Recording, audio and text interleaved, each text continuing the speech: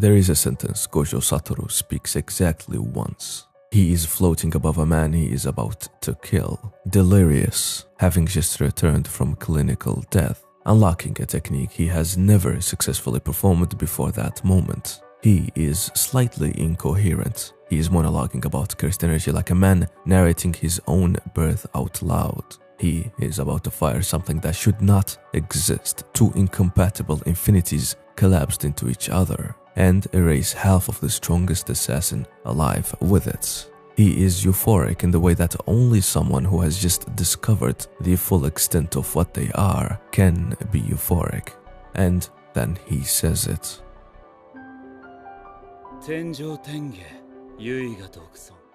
The line is a direct quotation from Buddhist scripture. The Buddha speaks it at the moment of his birth, takes 7 steps in each direction and declares it to the world. In the original context, it is not arrogance. It is the sound of awakening. The I does not mean the Buddha's individual self. It means the awakened nature present in every being.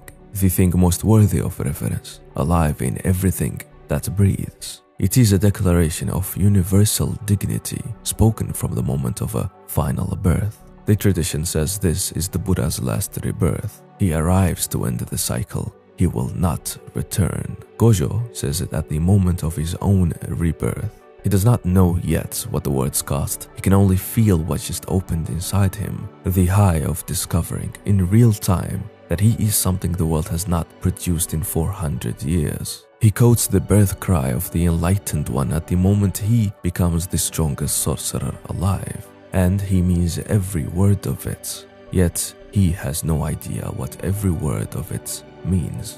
Everything that follows is the process of learning. Let's start with his name, Gojo Satoru. Break it down and you get 5 conditions: enlightenment. That is not a coincidence. Akutami built this character from the name outward, every layer of him a different face of the same core truth. The meaning encoded before he could speak, before he did anything, before the story had a single page. The surname, Gojo, is the kanji for 5 and condition. 5 branches, 5 articles. Akutami has said he chose it because he liked the number 5 written in kanji, but the word carries more than preference. Gojo-dori is the 5th street in Kyoto's historical district grid, a street tied to noble lineage, to court aristocracy, to the families that sit above the ordinary structure of things. The Gojo clan is one of the 3 highest ranked sorcerer families in the Jujutsu world. The name carries that elevation structurally before the world building explains it. His given name, Satoru, is the kanji for Satori, not wisdom accumulated over years, not knowledge earned through study. Satori is the sudden, complete realization of reality as it is, the understanding the Buddha attains under the Bodhi tree, arriving all at once, total and irreversible. The verb form means to know, but not in any ordinary sense. This is the knowledge of emptiness, of the true nature beneath the surface of apparent existence, of what things actually are when you see past what they appear to be. Satoru's family wrote that into his name before he was old enough to carry it. Now put the name together. 5 conditions for enlightenment, and look at the technique. The Limitless has exactly 5 applications: infinity, blue, red, purple, and unlimited void. His name is the technique. The technique is the name. This is Akutami designing a character as a unified system, every element a different expression of the same architecture. Pull any thread and you find the same thing underneath. He was built this way, all the way down. The name points backward as well as forward. The Gojo clan descends from Sugawara no Michizane, confirmed in Jujutsu Kaisen Zero. Gojo tells Yuta directly, establishes the shared lineage, explains why both of them were born with extraordinary techniques and cursed energy of that magnitude. It runs in the blood. But to understand what that inheritance actually means, you have to know who Michizane was. He was real, Heian period Japan, born 845. A scholar, a poet, a politician of extraordinary ability, a man of non-noble birth, who rose through the imperial court faster than their nobility could tolerate. Brilliant and inconvenient, and eventually those two things caught up with him. The Fujiwara clan orchestrated his exile on fabricated charges of treason. He was stripped of his position, removed from the capital, sent to Dazaifu. He died there in the year 903, far from everything he had built, and in disgrace. Then the disasters began. Lightning struck the imperial palace. Floods devastated Kyoto. The men who engineered his exile died in rapid succession. The terror of what Michizane had become, of what his wronged spirit was capable of, forced the court to enshrine him, to stop the destruction. In the real world, he was eventually elevated to Tenjin, one of the widely revered deities in Shinto. In Jujutsu Kaisen, that elevation takes a darker form. He is classified as one of the big three vengeful spirits, aligning with Jujutsu Kaisen's lore of beings of immense cursed energy. Two different traditions, two different eras, the same structure underneath both. A man the institution could not contain, transformed by what the institution did to him into something that transcended it entirely. The parallel to Gojo is not decorative, it is a template, a genius who served a system that could not hold him, not defeated, extracted, removed from the equation because the institution had no other mechanism to manage what he was, and then elevated beyond it, unreachable, the thing the system created by trying to destroy it. Gojo is not a coincidence of that lineage, he is its continuation. He operates within the Jujutsu establishment, contained by it, contemptuous of it, protected by his own indispensability and extraordinary strength. The higher-ups cannot touch him, they need him too much and fear him more. And when Shibuya happens, when he is finally sealed, it is not the institution that removes him, it is Kenjaku, wearing the face of his dead best friend, using the one thing that could bypass the infinity. What the higher-ups do afterward is exploit the absence, try to keep him out, use what someone else made possible. The ancestor was not beaten by the institution either. He was maneuvered out of it by people who understood that defeating him directly was simply impossible. Neither was extracted because they were weak, but both were extracted because they were too much. Now, the eyes. The 6 eyes are not a technique. They are not something Gojo activates or chooses to use. They are always on. An innate trait, present from birth, impossible to deactivate, running continuously beneath every waking moment of his life. They grant perception at a resolution no other sorcerer can conceptually approach. Every cursed energy signature in his vicinity, the flow of energy technique, the structure of every barrier, individual people are identified by the unique signature of their cursed energy alone, the way others might recognize a face. The eye's most important mechanical function is efficiency. The 6 eyes process cursed energy so precisely that Gojo almost never runs out of it. Where other sorcerers manage reserves carefully, rationing output, treating a single domain expansion as a day's worth of energy, Gojo expands his domain 5 times in one fight. He is, in combat, a system that almost never depletes. The technique costs him almost nothing. He can go forever and everyone watching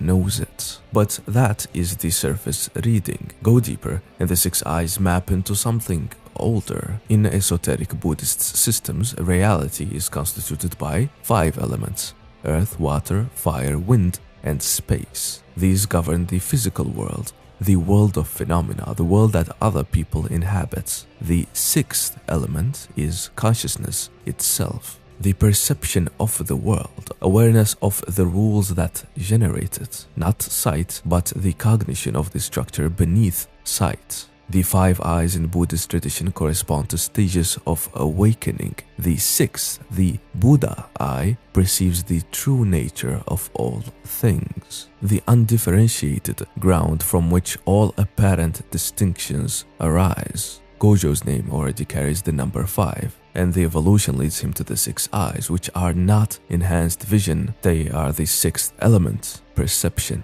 He does not see the world, he sees what produces it. The cursed energy signatures, the technique structures, the barrier geometries. These are not objects in the world. They are the rules the world runs on, made visible. No one else has ever seen what he sees. No one else can, not even us. The condition is singular. Only one bearer exists at a time, always by the nature of what the trait is. Not one bearer at a time because of scarcity, one bearer at a time because the perception itself cannot be duplicated or shared.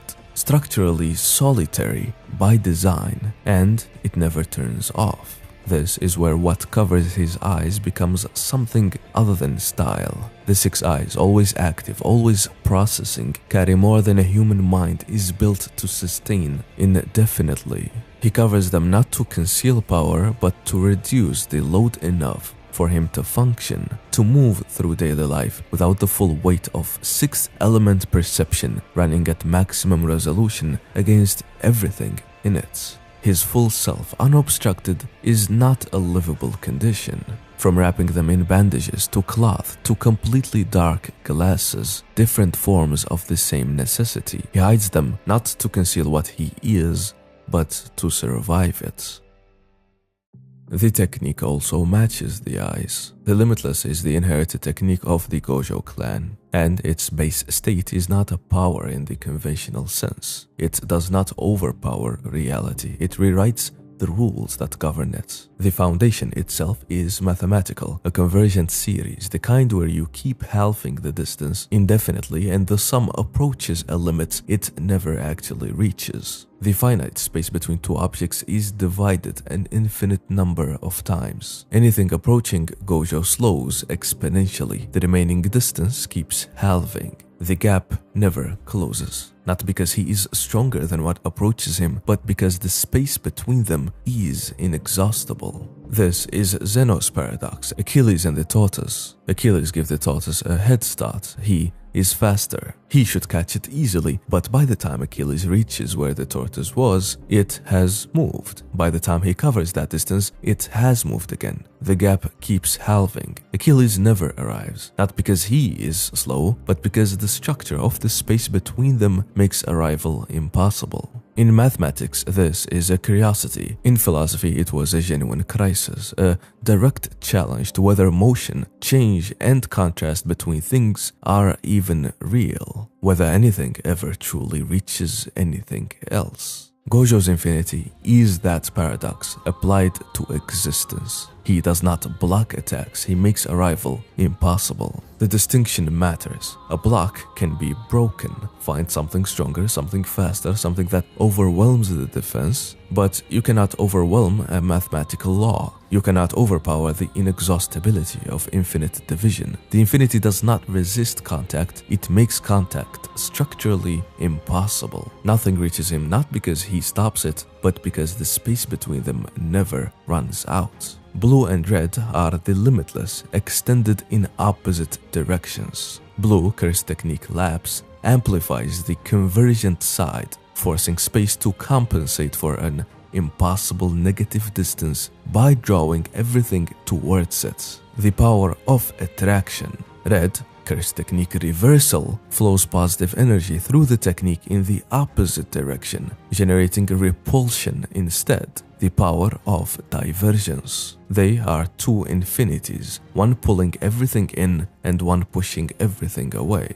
Opposite directions of the same impossible mathematics. And then there is purple. Hollow technique purple is what happens when blue and red, convergence and divergence, two opposite infinities are fired and made to collide simultaneously. The result is an imaginary mass, something that should not exist within any conventional framework, born from the collision of two incompatible principles, pushing forward and erasing everything it passes through, not destroying, erasing, taking the target out of reality entirely. Gojo uses it for the first time against Toji, the technique that should not exist, born from the collision of incompatible infinities, fired by the sorcerer who should not exist, born from the collision of incompatible inheritances. The most destructive thing he can produce is the one that violates the rule that govern everything else, which is a precise description of Gojo Satoru. He is not strong within the system. He partially exists outside its rules. The Limitless does not operate within the logic of cursed energy combats. It rewrites the conditions under which combat is possible. Step into range and the range itself becomes infinite. Try to touch him and touching becomes a mathematical impossibility. He does not fight from within the world. He fights from the edge of where the world's rules stop applying. Now step inside. When Gojo expands Unlimited Void, he manifests a domain, a constructed space brought into reality through the full output of his cursed energy. The way every domain expansion works, what makes his different is what he builds. Not a terrain, not a battlefield with advantages, he builds the inside of the Limitless. A black void, nothing to anchor position or direction, nothing to hold onto. And then the information begins. Every sense activated simultaneously, every input arriving at once, infinitely, without pause or filter. Not some information, all information. Not a lot of sensation, every sensation. Forever, all at once. The targets can perceive everything, they can process nothing. Every thought, every action, every possible response arrives simultaneously and cancels itself out. They are paralyzed, overwhelmed not by pain but by totality, given everything capable of nothing. Gojo describes it himself. When granted everything, you cannot do anything. The concept maps onto Sunyata, the Buddhist philosophical principle of emptiness at the heart of the Madhyamaka tradition. Not nothingness, not absence. Sunyata is the absence of fixed inherent existence in all phenomena. The undifferentiated ground from which all apparent distinctions arise. The immeasurable emptiness of the domain is not a void. It is the space that contains everything without being any one thing. The highest philosophical truth in the tradition turned into a killing space. That is the surface reading. Here is the one that cuts deeper. The domain does not just incapacitate, it demonstrates. Step into Unlimited Void and you are given, for the seconds before paralysis take you, the exact phenomenology of being Gojo Satoru. The condition inside the domain, every sense fully activated, infinite information arriving from every direction simultaneously, more input than any consciousness can convert into action, is not a weapon he invented, it is the description of his baseline existence. The six eyes process everything, the Limitless touches all space. He inhabits a version of reality so saturated with data that glasses and cloth are the only relief available. Every opponent who enters his domain experiences briefly what Gojo experiences permanently. You are given everything, you cannot do anything. That is his life.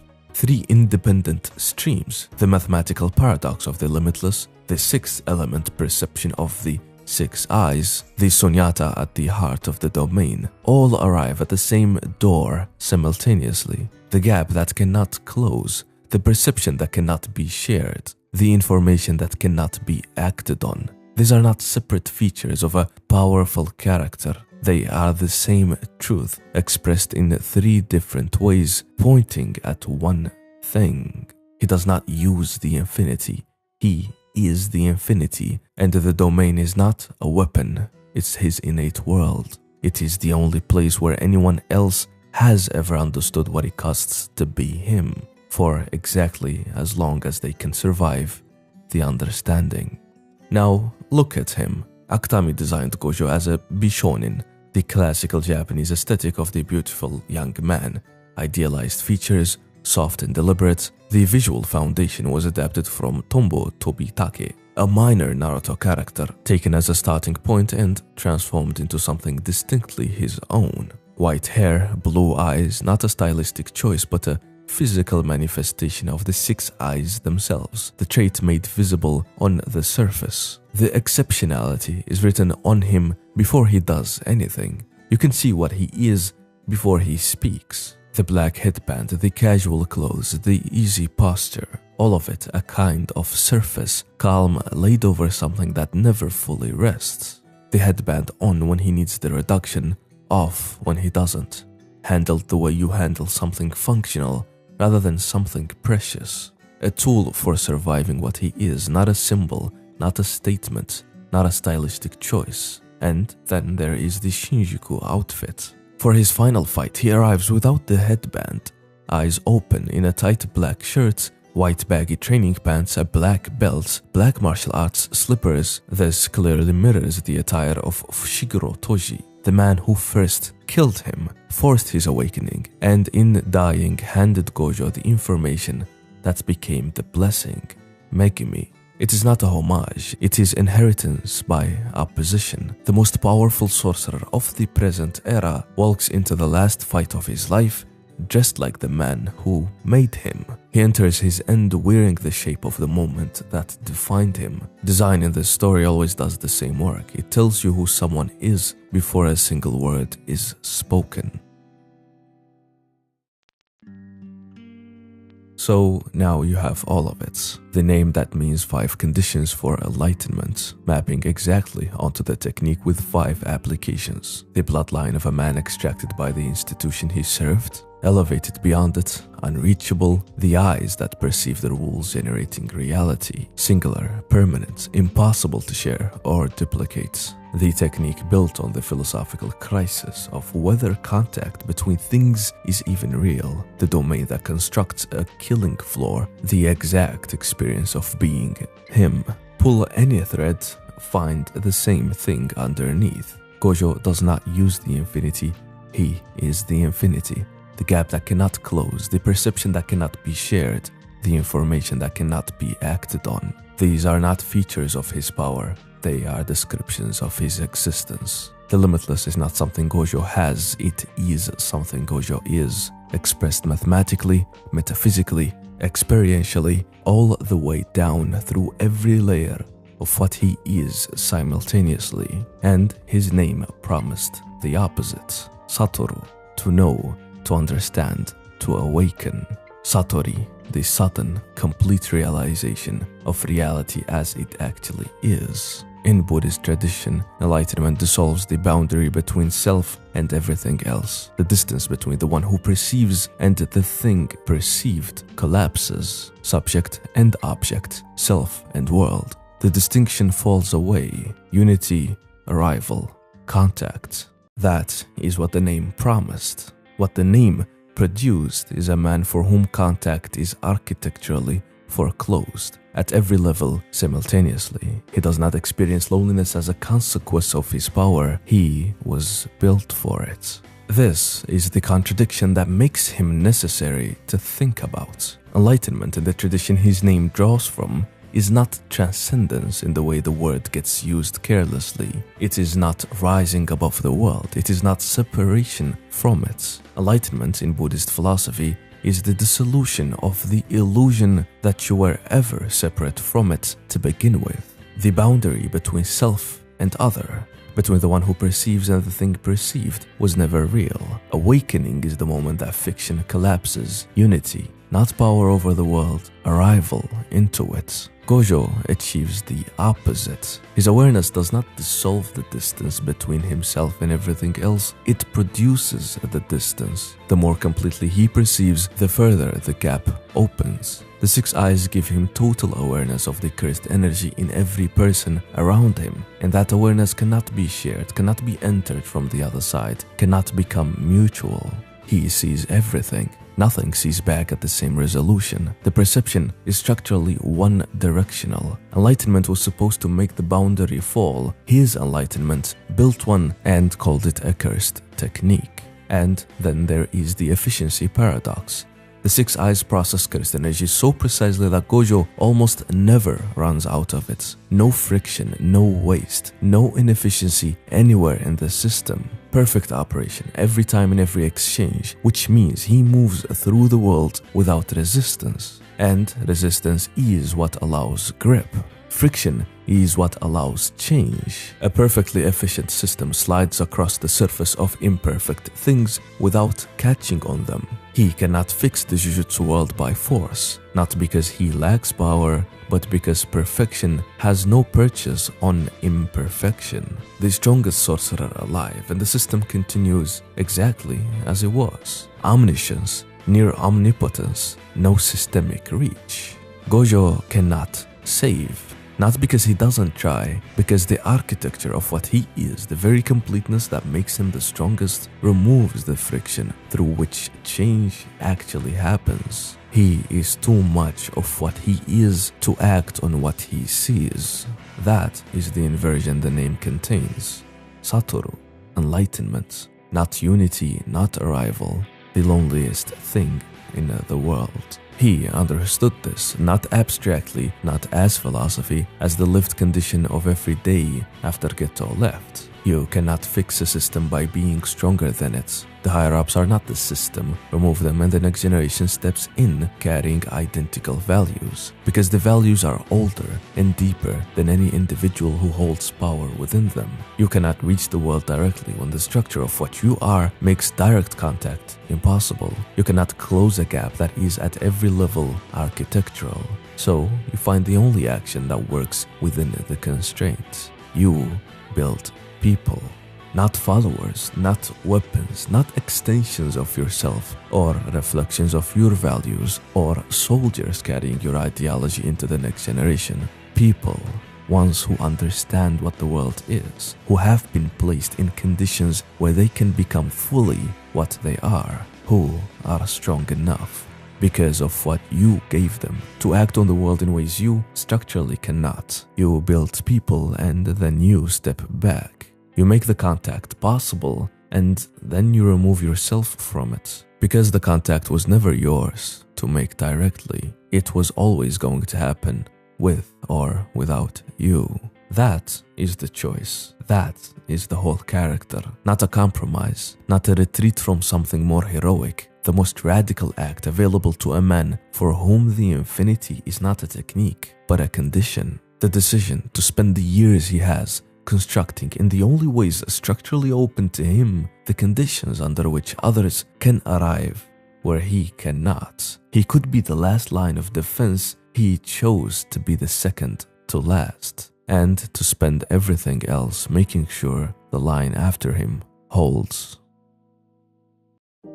He did not become this. Gojo Satoru was born on December 7th, 1989, and the moment he arrives, the balance shifts. Curses grow stronger to compensate for his existence. The equilibrium that held for centuries, the careful, ugly, functional balance between sorcerers and curses that the Jujutsu world had maintained fractures at the arrival of one infant. He did not choose this disruption, he did not earn it. He simply appeared, and the world adjusted around him in a way it never consulted him about and never prepared him for. Akutami has said it plainly, Gojo is too strong to write around. Include him and he solves everything. The narrative itself has to remove him or isolate him to function. The scheming villain has to remove him out of the way for his plans to work. Which means the problem of Gojo Satoru is not a problem unique to the Jujutsu world. It exists at every register simultaneously. In the story's internal logic, curses strengthen to compensate. In the story's external architecture, the author has to engineer his absence to maintain tension. The same structural truth expressed from inside the fiction and outside it at once. He is not a product of the Jujutsu world, he is an event that happened to it, and the world has been managing the consequences of that event ever since, trying to use what he is, contain what he is, survive what he is, while he navigates the condition of having arrived somewhere that was never built to hold him. He did not disrupt the system, he was born, and the system disrupted itself around him.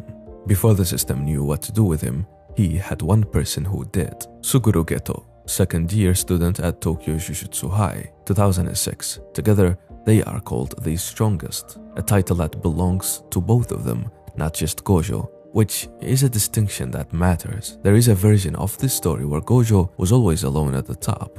The truth is that he once had a peer, the only one he would ever have. Someone whose reasoning could actually pull him back from an edge. Someone whose answer to a question could make him pause.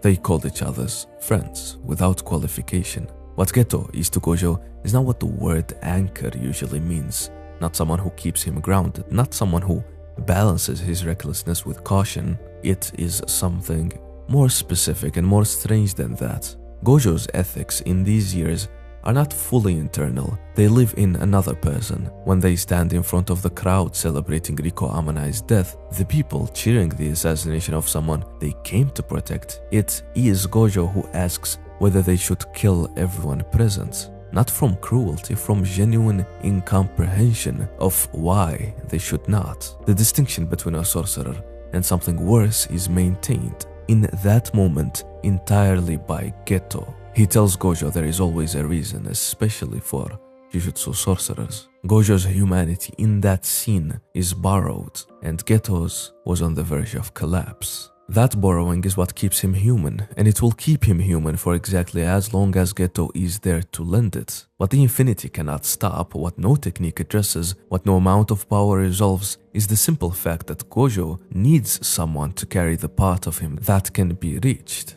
Not because he is cruel without it, because without it, he drifts towards something that looks like cruelty from the outside and feels like logic from the inside. Geto is not his conscious, he is closer to the external structure of one, the place where Gojo's capacity for moral reasoning lives when it cannot yet live fully inside him. Later, years later, after everything, Okotsu Yuta enters Gojo's life. A first-year student nearly executed, carrying a grief so immense it has taken cursed form. Gojo intervenes, vouches for him personally, enrolls him at Jujutsu High and keeps him close. The connection Akutami draws between them is deliberate. Both Gojo and Yuta descend from Sugawara no Michizane, the shared ancestor, the lineage that produces this scale of cursed energy. Gojo saves a person who carries the same bloodline he carries without knowing. The same inheritance, a distant echo of what was lost. Not Geto returned, but someone who understands in his bones what it means to carry something that large. When Geto's body is used against him, when Kenjaku wears that face and uses it as a weapon, it is Yuta who wants to be the one to end it, not to protect Gojo from a hard thing,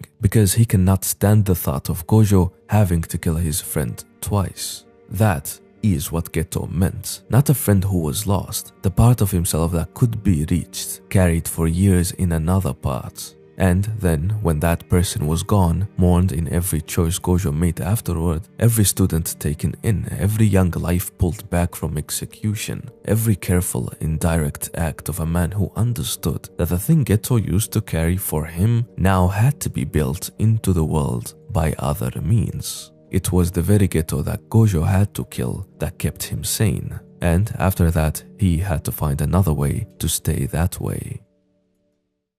He was still borrowing Geto's ethics when Fushiguro Toji arrived. The assignment is to escort Amanai Riko, the star plasma vessel, to Master Tengen. The assassin hired to stop this is a man born with zero cursed energy through a heavenly restriction who has compensated by developing physical ability beyond any normal human ceiling and mastery of cursed tools that rivals any inherited technique. Toji Fushiguro is structurally the perfect opponent for Gojo, someone whose entire existence bypasses the framework in which Gojo is the strongest. The infinity is a perfect counter for any other curse user. Toji has no technique.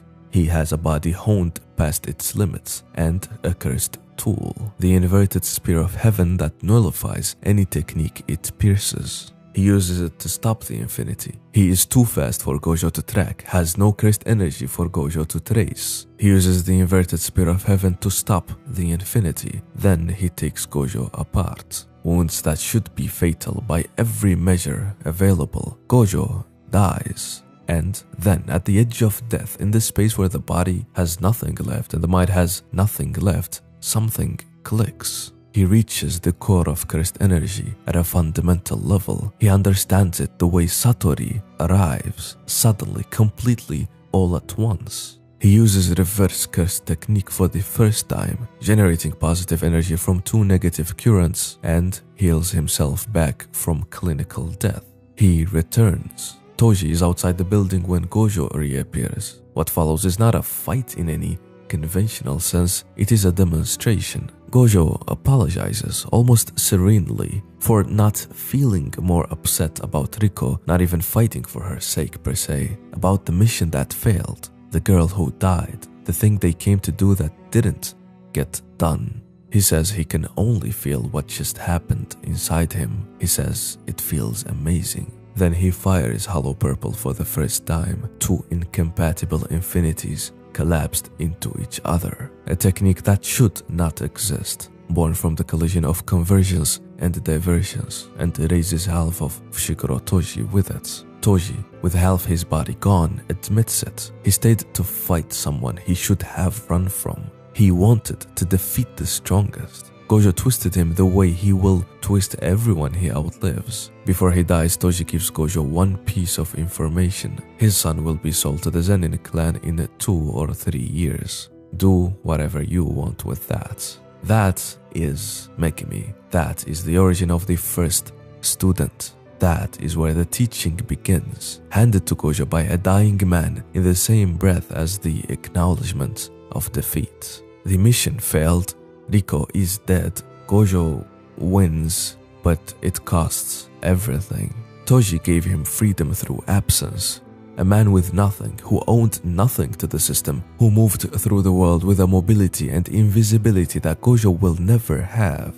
And in dying, Toji handed Gojo the first thread of what would become the only answer available to him. Not power, not technique, a child, a name, a blessing received from a man who had nothing left to give but the truth about his son, a truth he regrets. The honored one floats above a dying man who he will learn to respect. Euphoric, and the sentence has just begun. 1 year after Toji, 1 year after the awakening, the birth cry, the beginning of the sentence, Suguru Geto massacres 112 people in a single village, bearing only 2 girls who carry cursed energy, and he goes rogue. He builds a philosophy around what broke him, that sorcerers are not instruments of the weak, that the world belongs to those with power, that the arrangement the Jujutsu establishment enforces is not justice but exploitation, dressed in obligation. He leaves and Gojo finds him. Their final conversation before they become enemies contains the most important question in the entire manga. 君は五条悟だから最強なのか、最強だから五条悟なのか。 Read it slowly. It is not a stunt, it's not a provocation either. It is the most precise thing anyone will ever say to Gojo, delivered by the one person who has been close enough, long enough, to know exactly where to place it. Strip away the limitless, strip away the 6 eyes, strip away everything that makes him the strongest sorcerer alive. What remains? Is there a Gojo Satoru underneath the power? A person, a self, an identity that exists independently of what he can do? Or is the power all there is? Is he the technique? Is the technique him? Gojo does not have a clean answer. He never will. And that question follows him for the rest of his life, like a shadow he cannot outpace, because the architecture of what he is makes it genuinely unanswerable. The infinity is not something he puts on and takes off. The 6 eyes are not something he deactivates. There is no version of Gojo Satoru that exists separately from what he is, because what he is goes all the way down. Name, bloodline, eyes, technique, domain, the same truth at every layer. If you stripped it away, there would be nothing left to strip it away from. Geto knew this. That is why the question lands the way it does. That is why it never stops landing. Everything before this point was construction. The name, the bloodline, the technique, the domain, the theorem, architecture. The essay has been building a precise description of what Gojo is. Geto's question is the first moment inside the story where someone else names it, where the wound inside the architecture gets touched directly, and Gojo cannot answer. He cannot close the gap between the question and any response that would be true, cannot reach the part of himself the question is asking about, because that part, if it exists at all, is buried underneath a layer of what he is that were never in his control and cannot be removed. His best friend looked at the full structure of their society and what Gojo is and asked, is there someone in there? There is no answer, and that's the tragedy of it. Gojo is the strongest because he is Gojo, and he is Gojo because he is the strongest. He couldn't answer the question, so he found something else to do with it. The decision to become a teacher is not a consolation. It is not a retreat from something more direct or more heroic. It is the conclusion of a man who has thought the problem all the way through and arrived at the only action that works within the constraints of what he is. Killing the higher-ups changes nothing. Removing one generation produces the next, carrying identical values. Direct actions on a broken system by the person the system has designated as its primary weapon accomplishes exactly nothing permanent. He already knows this. He has known it since Geto left. So he reverses the logic entirely. You cannot change the system from the top, but you can change the people who will carry the bottom forward. Not by telling them what to believe, by placing them in conditions where they can become fully what they are, where the system cannot reduce them to the tools before they understand what they are, where they develop the strength and the conviction to act on the world in ways he structurally cannot. Build people, step back, let the contact happen without you. This is where Megumi begins. A dying man's last words gave Gojo a name. Shikoro Toji told Gojo to do whatever he wants with the information. Gojo does something with it. He finds the boy, he takes him and his sister in. The first student arrives not through any formal process or institutional assignment, but through the final act of the man who first killed him. A blessing received from someone who had nothing left to give but the truth about his son. Megumi means blessing. Gojo received Toji's blessing and Geto received his curse. The asymmetry is precise and it is not accidental. His pedagogy with Megumi is the clearest version of what the choice actually looks like in practice. He does not soften the world for him. He tells him directly to stop holding back to protect the people. He told him the truth about the Zenin. He urged him to be selfish, that his potential is enormous. He might one day surpass him. Not flattery, but pressure. Deliberate, calculated pressure designed to push Megumi toward the psychological extremity needed to unlock what he actually is. A sorcerer who holds back to protect others is a sorcerer who eventually cannot protect anyone. Megumi learns to think that way, achieving the height of a domain expansion and working towards polishing it. Then there is Yuji and Nanami. When Yuji's survival has to be kept secret from the higher-ups, Gojo entrusts him to 3 people. One of them is Kento Nanami, his former junior, a man whose life was permanently altered by the death of his classmate, Haibara Yu, a cheerful second year who was killed on a mission, whose death drove Nanami out of Jujutsu entirely for years. He came back only after concluding that sorcery was the one thing he could do that no one else could do in his place. Yuji arrives in Nanami's life, expressing his reasons for fighting in almost identical terms. The names even echo Yu and Yuji. The personalities mirror. The specific wording of their motivations lands in the same place. That's not coincidence. This is Gojo understanding exactly what he is doing. He places 2 people who need what the other carries in the same room and removes himself from the equation. Yuji gets a mentor who knows precisely what the weight of this work costs. Nanami gets a reason, a living, breathing reminder of why he came back, carrying the same words in a different mouth. Gojo may not have been able to reach the world directly himself, So he arranged it carefully, specifically, with the precision of someone who has thought the problem all the way through, so that the world could reach itself. Every student a different version of the same choice made again. Every placement a form of contact routed through the only channels structurally available to him. He teaches Yuji about domain expansions, explains the mechanics, the principles, the ceiling of what sorcery can become. The lesson does not land in the moment it is given, it lands months after. In a fight Gojo is not present for, but his voice is. When Yuji reaches the pinnacle of sorcery, and the first thing he remembers is that explanation, that voice. Both Megumi and Yuji were taught about the pinnacle of sorcery by the man standing on it. For someone who on the surface simply sucks at being a teacher, spending months training and teaching Yuji martial arts, the principles and basics and the pinnacle of sorcery, helping Megumi get over his mental restraints time and time again. That is the whole plan. That is what the choice looks like from the inside. Not grand, not heroic, not even visible in any single moment. Just a slow, patient, deliberate work of building people who can arrive where he cannot, placing them in conditions where they become what they are, teaching them what the top looks like, and then stepping back to let them climb. He could be the last line of defense. He chose to be the second to last and to spend everything else making sure the line after him holds.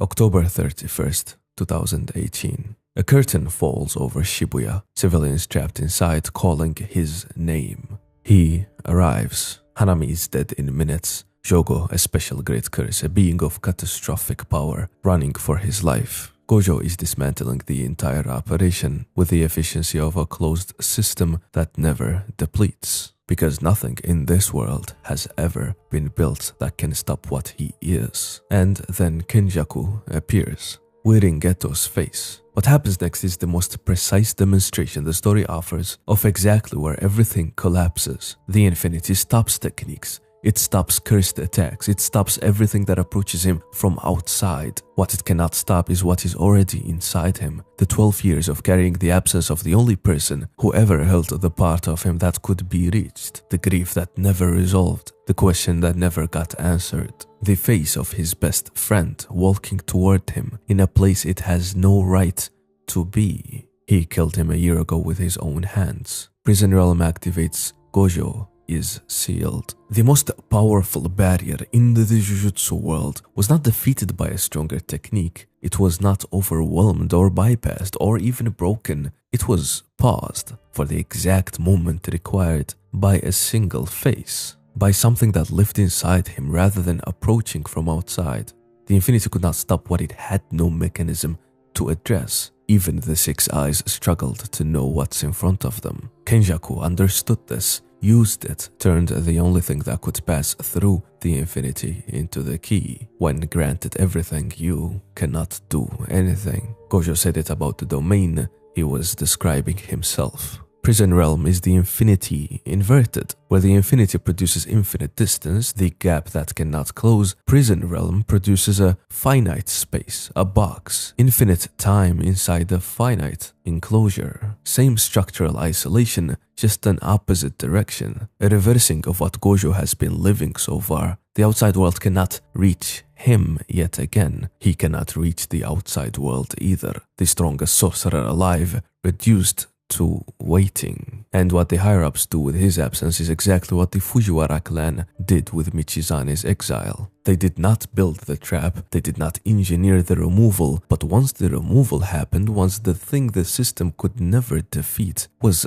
suddenly, impossibly gone, they moved to keep it that way, to manage the absence, to ensure that what they could never control stayed out of the equation for as long as possible. The ancestor was extracted, the descendant was extracted. Neither was beaten. Both were simply finally removed from the space they had occupied, the space that had organized itself around their existence for years, the space that did not know what to do with itself once they were gone. Gojo failed Riko. Gojo failed Geto. He could not prevent what Shibuya became, sealed by the face of his dead best friend. When granted everything, you cannot do anything. That is Gojo.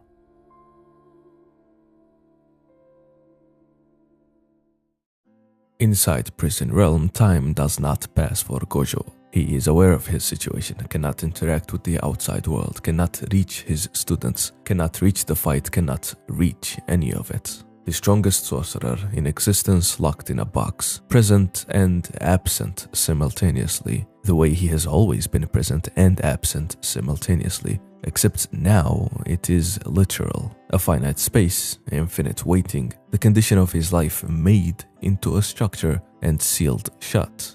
Outside, the world moves. His students find a path. Hanakurusu's Jacob's Ladder technique opens the seal. When Gojo emerges, he is completely unharmed, not weakened, not diminished. The same technique, the same perception, the same closed system that almost never depletes. He steps back into it as if nothing happened, because for him, nothing did. The distance was always the condition, sealed or unsealed, imprisoned or free, present or absent. The gap between him and the world does not change with his location. It is not a product of circumstance, it is structural. He returned and the world has already grieved, has already acted without him, already reorganized, already moved through things he was not there for and cannot retroactively inhabit. He steps back in and the distance is exactly what it was. One account remains before the final fight. He confronts Kenjaku to kill him first. Then he prepares for Sukuna. Utahime's solo forbidden area ritual, Ijishi's barrier concealing the opening move. Gojo knows what is coming. He is not afraid of it, and is not pretending not to be afraid of it, just ready. The way he has always been ready, putting his body on the line twice over, to be used even if he is defeated. The way the Honored One is always ready and always alone, and has always been both of those things at once. He exits the box unchanged. The world is not. The gap confirms itself from both directions. The same weapon. But the contact finally happens. While the seniors are all nervous and can't figure out how to motivate or talk to Gojo, Yuji, of all people, breaks through in a way that makes complete sense coming from him. In a moment of complete tension and build-up, he tells Gojo to pause his infinity and slaps him on the back, and then the others follow. Yuji broke through the infinity to make contact. Literally and metaphorically, he reached out. A contact that was possible because Gojo slowly nurtured it and raised it to where it is now. A solidifying reason for why he is doing any of it. Before he got unsealed, Shoko commented on it as well. She says she's always been there for him, and even now, a decade later, a room full of monsters is waiting for his return. Ijishi is the man Gojo trusts the most, and trusted him with Yuji's secret and safety, and now to help him set up his opening move in the fight of his life. Gojo was not alone anymore. He still needs to be alone to fight and go all out. He is still unmatched by anyone on his side, but at least something changed before the end. The last test was the one person on the same height, and yet another clash of two incompatible forces begins. Christmas Eve, the already ruined streets of Shinjuku, the fight that was always going to happen. He arrives without the headband, dressed in a tight black shirt, white baggy training pants, a black belt, black martial arts slippers, the mirror of Shiguro Toji, the man who first killed him, the man who handed him Megumi in the moment of dying. He walks into the last fight of his life dressed like the person who made him. Whether this is conscious or not, the story does not say. It does not need to. He draws first blood from across the city. Utahime's ritual, along with Gakuganji's technique, has amplified his cursed energy output to 200%. The preparation precise, the opening move concealed behind Ijishi's barrier until the last possible moment. A 200% hollow purple fired at Sukuna before Sukuna can fully react. Both reinforced arms destroyed. The king of curses, 1,000 years of accumulated power in a borrowed body from a time not his own, takes the first hit. Then the real fight begins, starting with a martial arts exchange followed by a playful back and forth usage of their techniques. And then they exchange domain expansions, a limited void against malevolent shrine. The domain cancel each other's sure hit effects, but Sukuna's domain is open, meaning it slashes the exterior of Gojo's barrier directly, exploiting the structural weakness of a closed domain. Gojo adapts in real time. He uses reverse curse technique to restore his exhausted Limitless, something that, per everyone watching, should not be possible, and lands a point-blank red. Then he reshapes his barrier, reverses its internal and external conditions, shrinks it to the size of a small sports ball to concentrate its density. He invents new applications of a technique he has spent decades mastering, in the middle of the hardest fight of his life. Because that is what the strongest does. Not just execute what he knows, become more than what he was. In real time, under the pressure of the only opponent who has ever made that necessary. This is the fullest expression of what Gojo Satoru is. Not the technique alone, not the domain alone, but the mind inside both. The six eyes processing everything simultaneously. The Limitless adapting to conditions it has never faced. The sorcerer who understands the rules of his own existence at a level no one else can access, using that understanding to improvise moment by moment against something unprecedented, going on the offense for most of the fight. He is not fighting from a script. He is thinking faster than the fight is moving, and the fight is moving faster than anything in the story has ever moved. Two extremely powerful and extremely smart sorcerers actively changing and breaking every rule of sorcery in front of our and the cast's own eyes. Gojo could go all out, and he did. And Sukuna chose to play the long game, staying on the defensive to accomplish his goal and even allowing himself to get hit for Mahoraga to adapt. He observed Gojo's technique and noted its trick as soon as he arrived in the world, learned about the 10 shadows and got interested in them, saved Megumi, fought Mahoraga and learned from him, stole the technique, made it his and mastered it, all to allow Mahoraga to adapt so he can adjust his technique following that path. Sukuna wins by learning from Mahoraga. During Shinjuku, Mahoraga had adapted to Gojo's infinity by expanding the target of its slash beyond Gojo himself, not cutting him, cutting the space he exists within, the world around him, everything he inhabits. The infinity protects Gojo, it does not protect existence itself, and the slash that targets existence rather than the man inside it does not need to pass through the infinity at all. Sukuna applies this principle to his own dismantle, a binding vow sacrificing the sure hit effect in exchange for output sufficient to cut the world. Not Gojo, the world Gojo exists within, including Gojo. The infinity, the mathematical law of what he is, the gap that cannot close, the thing that has protected him from everything that has ever approached him, cannot stop a slash that does not approach him, cannot stop something that targets the space he inhabits rather than the man himself. The architecture that has defined his entire existence, that has been the condition of his isolation and the source of his power and the description of his loneliness all at once. Bypassed not by something stronger, but by something that understood him well enough to stop trying to reach him and cut the world instead.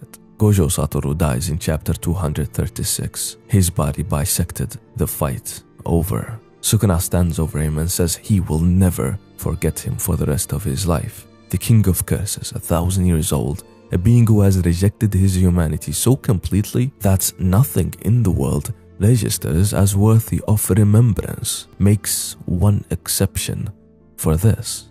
For the man who made his era, who fought the hardest fight anyone in this story has ever fought, who gave everything and was not enough and was extraordinary anyway. He alone was the honored one, and the sentence, the one he spoke at his birth, euphoric, not yet understanding what it cost, is almost complete.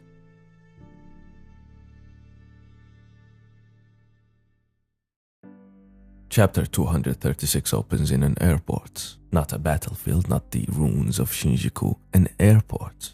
The place that exists between departure and arrival. Between where you were and whatever comes next. A liminal space, a threshold. Ironically, the one place in the story where the conditions of Gojo's existence no longer apply. Because he is no longer alive. because the infinity ends when he does, because the gap that could never close, the mathematical, metaphysical, architectural gap that defined every waking moment of his life, does not follow him here. He meets Geto first. Both of them appear as they did as students, young, before the mission, before Toji, before the shattering and the question that followed him for the rest of his life. Before everything that this essay has just walked through, they're sitting in an airport together, and for the first time in 12 years, the distance between them is just distance, closable, normal, the kind that two people can simply walk across. Gojo is annoyed about dying. He admits Sukuna was extraordinary, more than extraordinary, says it would not have been close even without the 10 Shadows technique, on top of everything else. He is honest about it the way he is honest about everything, directly, without performance, without the need to soften what is true. He lost. The strongest sorcerer of the present age lost to the strongest sorcerer in history. He can say it plainly because plain is the only way that fits something that large. And then he says the only thing he actually regrets. He wishes Geto had been there at the end to slap him on the back. Not his defeat, not his death, not the students he leaves behind, or the world he could not fix, or the system he spent his life trying to change from the inside. His regret is this, the specific 12-year-old version of loneliness he has carried since the day Geto walked away, not having the one person who could meet him at his level standing next to him when it was over. He fought the greatest fight anyone has fought in this story. He gave everything. He was extraordinary in the giving of it, and his only regret is that he had no one to share it with. Nanami arrives, tells him he has always acted out of self-satisfaction, then admits quietly, in the way Nanami always admits things, that it was a fitting end. Haibara is there, Riko and Kuroi is there, Yaga is there, and Gojo points out that sorcerers can actually die without regrets. The people he could not save, all gathered in the one place the gap cannot follow him. He says goodbye, he is at peace. Back in the real world, Sukuna acknowledges it. The isolation that comes with unrivaled strength, the condition of existing at a level where nothing and no one can follow. The king of curses who rejected his humanity 1,000 years ago, who opted out of the human question entirely and never looked back, recognizes it, names it, because he knows what it is, because the condition they shared is the one thing they had in common, two beings for whom the gap never closed, one who decided that was the answer, one who decided it was the problem. Sukuna chose to make the separation permanent. Gojo spent his life trying to build around it. This is the loneliness this video and the story promised. Not devastation, not the clean grief of losing someone, but the quiet, accumulated, specific weight of understanding what it costs to be what Gojo was, and realizing in the only place where the story finally releases him that the cost was real and the attempt was real, and both things are true simultaneously, and neither one cancels the other out. He is surrounded by the people he could not save. He is at peace, the honored one alone at the end of the longest sentence he ever spoke. Back in the world he left, something he built is still moving. Okotsu Yuta, trained by Gojo, saved from execution by him, a distant relative through the shared bloodline of Sugawara no Michizane, copies Genjaku's technique and inhabits Gojo's body, attempts to use the limitless against Sukuna. Of course, he cannot fully replicate what Gojo did, cannot implement the technique with the precision the Six Eyes made possible. He wasn't used to bearing the weight of that body, and he realizes it. The sixth element perception that no one else has ever carried, the singular condition that cannot be duplicated or shared. Yuta falls short of what Gojo was, even after trying so hard to climb all the way to him by himself. He comes close enough to seriously damage Sukuna, and Sukuna later reveals what that means. The damage Gojo inflicted in the fight he lost, in the final expression of everything he was, had critically weakened Sukuna. Without it, Yuji dies, Yuta dies, everyone does. The victory that Gojo himself could not achieve becomes possible because of what Gojo did before he lost. He won a fight that looked like a defeat. He damaged the thing his students then destroyed. Without Gojo, they stood no chance in fighting Sukuna at all. The strongest sorcerer of the present age, dead, still decided the outcome, and what followed matters. He did not build imitators, he built people who could go further. And then there is Yuji. The parallel actime it draws between them runs the entire length of the manga. The weapon and the vessel, the tool and the container. Two people defined by what they carry, whether they choose it or not. Both of them more than their function and constrained by it anyway. Gojo's path began with Megumi, the first student, a blessing received from a dying man, the child he pulled back from the system before the system could reduce him to a tool. The story ends with Yuji fighting to save Megumi, the student Gojo started with, reached by the student Gojo shaped. The indirect contact running all the way through. From Toji's last words to Gojo, from Gojo to Yuji, from Yuji to Megumi. A chain of reaching out across the gap that no single person in it could close alone. At the end of the manga, Yuji says something to someone who needs guidance. The words are Gojo's. The voice is Yuji's. Yuji does not announce this, does not frame it as inheritance or tribute or the carrying of a legacy. It arrives the way any real lesson eventually arrives, as something that feels like your own thought, something you believe because you believe it, not because someone told you to. The words passed on without ceremony, held in a different mouth, meaning exactly what they meant when Gojo said them and something more besides. Gojo always wanted someone to climb to his level, to even surpass him. He became a teacher to ensure that. He died during accomplishing it. The contact the infinity made impossible, the arrival that the mathematical law of his existence foreclosed at every level simultaneously made anyway. In his absence, through time, through the slow, patient, deliberate work of building people who could reach where he could not. His words, his lesson, reached someone. The gap that could not close from his side of it closed from theirs. Not by him, because of him. We started with the line, "Throughout heaven and earth, I alone am the honored one." Gojo said it euphoric, delirious with the discovery of what he was, quoting the Buddha's birth cry at the moment of his own rebirth. Not yet understanding that the tradition he was quoting says this is the final birth, the one that ends the cycle, the one that does not return. He meant every word of it. He had no idea what every word of it meant. Now we know. The honored one is the being for whom the gap cannot close, for whom contact, physical, emotional, systemic, architectural, is foreclosed at every level simultaneously.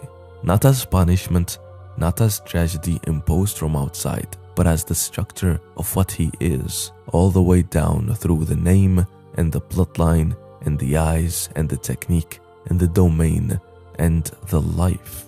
The infinity is not something he had, it was something he was, and the only moment it released him was the airport, the one place where the conditions of his existence no longer applied because he no longer existed inside them. He was the honored one, alone, the way the honored one has always been alone, and he spent every year he had building in the only way available to him the conditions under which others could arrive where he could not. He could not reach the world directly, so he constructed carefully and deliberately and without guarantee the people who could reach it in his place. He could not close the gap, so he built the generation that crossed it. Gojo never had any grandiose ambitions of changing cursed energy itself or any philosophical, complex relationship with the supernatural, like Yuki or Kenjaku. He only cared about the natural world, what he could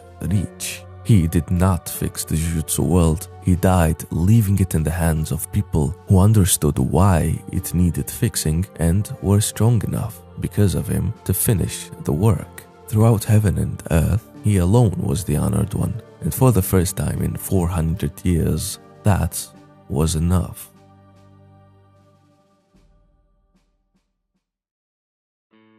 Many thanks for watching. Hope you enjoyed this quick analysis of Gojo Satoru, a character that meant a lot to me in the last 8 years. Huge thanks to my patrons, who you could join for a lot of bonuses, extra content, and a director's commentary video where I discuss this video's making process, my thoughts and decisions all throughout. You get early access to videos and other stuff. Many thanks for watching.